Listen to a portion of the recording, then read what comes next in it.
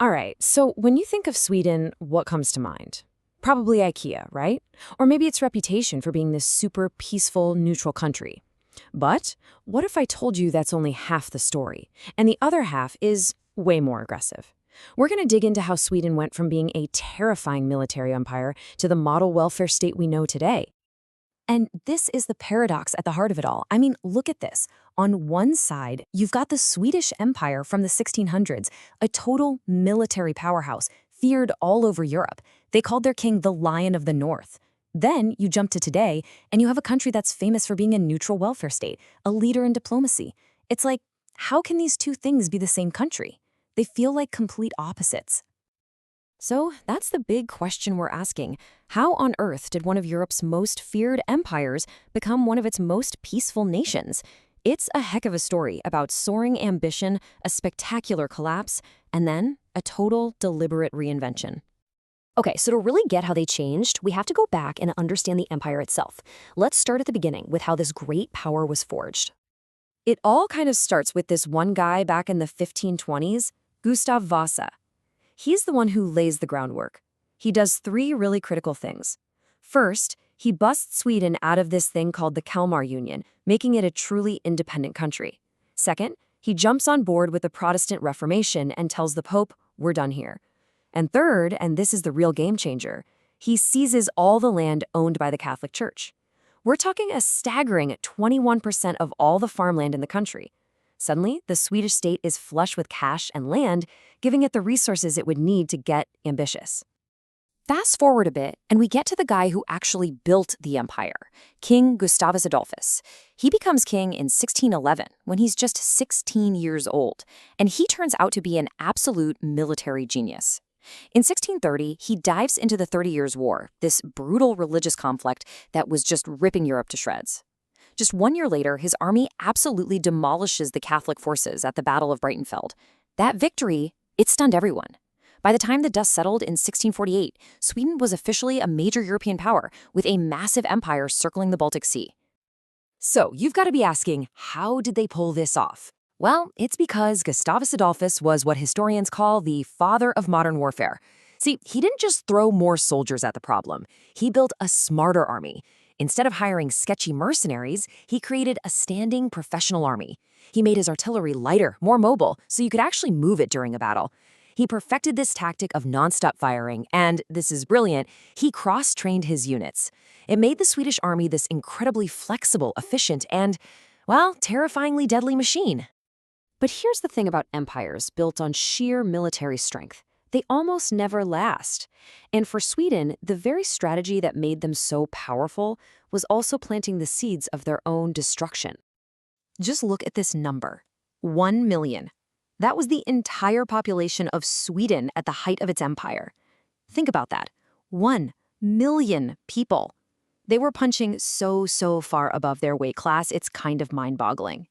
And trying to keep up constant wars with a population that small, it was putting an absolutely crushing strain on the country. And eventually your rivals get tired of you winning all the time. They start to team up. And that's exactly what happened in 1700 with the Great Northern War. Suddenly, Sweden wasn't fighting just one enemy, it was fighting pretty much everyone. A huge coalition that included Russia, Denmark, Norway, Poland, the list goes on. The empire was stretched way too thin.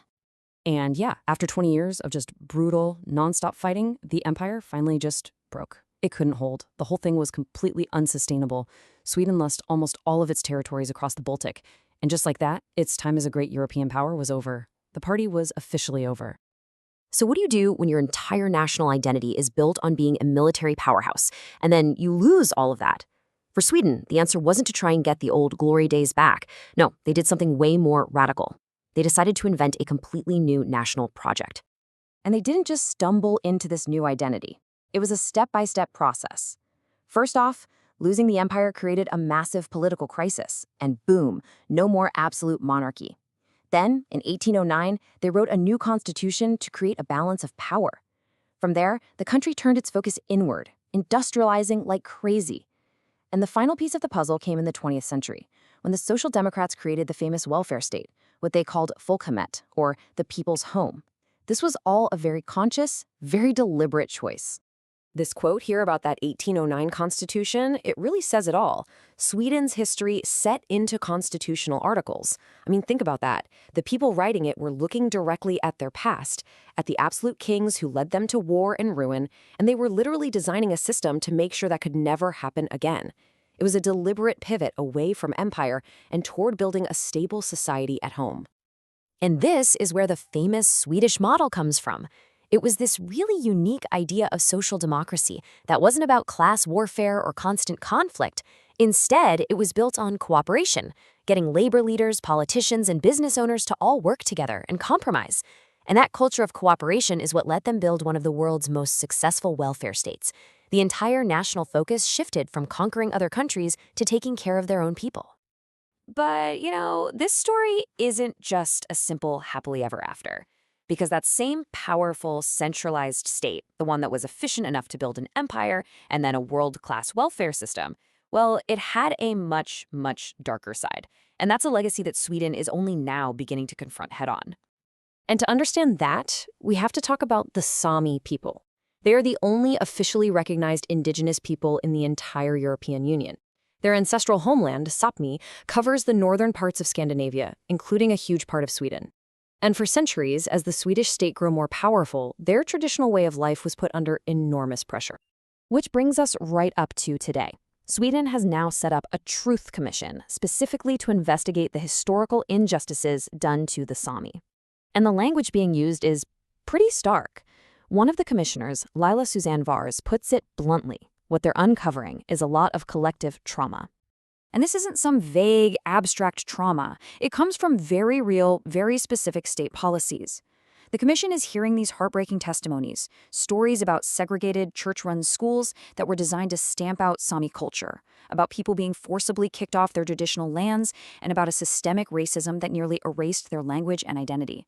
And let's be clear, these were not accidents. This was all part of the project of building a unified Swedish nation. The human cost is just devastating. Listen to this from Lars Steenberg. He's 76 years old. He's talking about his time in one of those so-called nomad schools. He says, "I lost my self-esteem. I was afraid to do wrong. That has followed me my whole life." A quote like that just hits you. It's such a powerful reminder that these big historical events and policies, they happen to real people, one person at a time. And that really brings us to the final lingering question. Sweden's transformation from empire to a nation of equality is, without a doubt, a remarkable story. But it's not over. The real challenge now is figuring out how to reconcile these celebrated parts of that history, the brilliant military tactics, the incredible social progress, with the parts it would rather forget, the history that caused such deep and lasting harm. And really, isn't that a question that pretty much every nation in some way has to face eventually?